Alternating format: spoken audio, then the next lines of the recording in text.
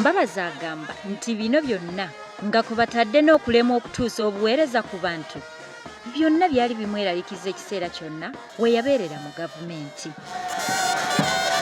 In many areas, service delivery became worse. One good example is medical care.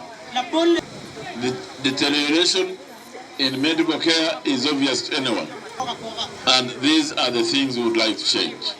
Let me ask you, the people of Amuru,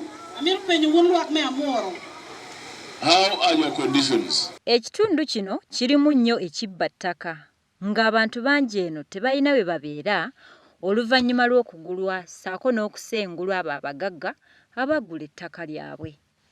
Eno bamukubidde omulanga ogutakungula nti afube nnyo okugonjoola ensonga y'ettaka kasita atuuka bw'ati mu buyinza.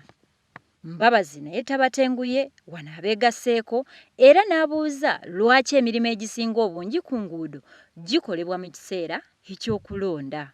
What my government will do is not do cosmetic things. We want to do things on a long-term basis.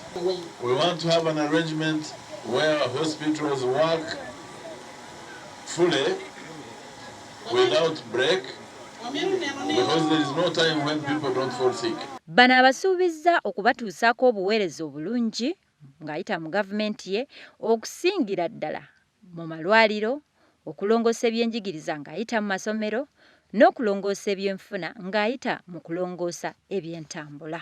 I had a colleague in government who was a minister. Each time there was an election, he would get trucks to heap maram on the side of the road to give the impression that they are going to work on the road. And each time there was an election, they would bring new poles.